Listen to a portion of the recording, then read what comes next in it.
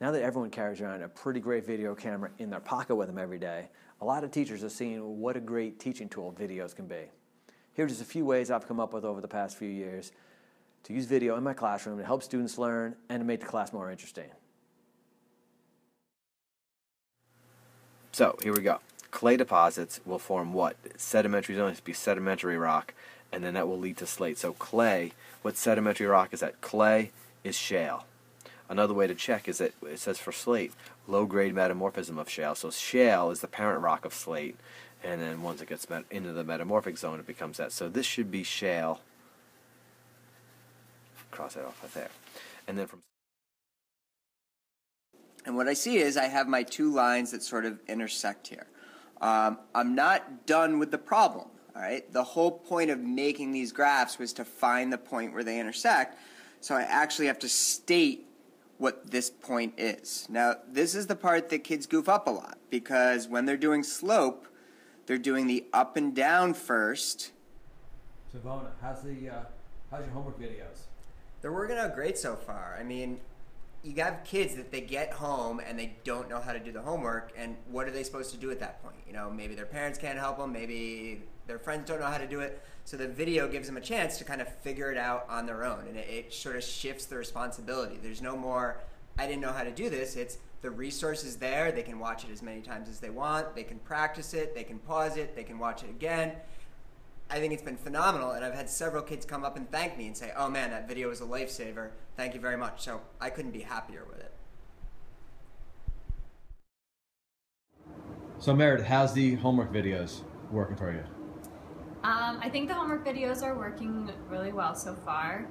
They help students to check their homework answers, and that gives the students more confidence and make sure that their work, that the time they spent on their homework was worth it because they know their answers are correct. This is a classic example. Come on, this is the Grand Canyon, and this is flat sedimentary rock layers that were uplifted like 5 million. It's called the mouth of the stream. It's where the stream empties out into a larger body of water, a lake, an ocean. I have it labeled here, the sediment size decreases, and we call that horizontal sorting. I'm going to show you what you're going to need to do. So what you're going to need is, here is a tube set up, there's a screen on the bottom, and you're going to need one of those. You will need beakers, you'll need 4 beakers, and you're going to remember that 2 of them will be wet, but 2 should stay dry for the sediment.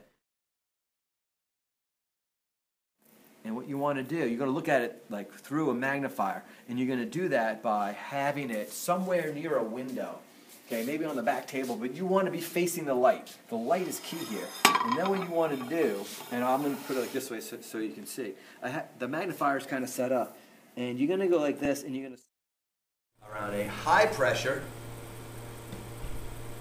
They move outward and clockwise. First, what you need to know to remember that is air moves from high to low and wants to reach equilibrium, which will have the higher permeability, which means drain the fastest. Water flows through easier. Hold it down, grab it firmly, and then press, eyes closed. And I really feel that dig in. You can even hear it dig in. The next one's right there.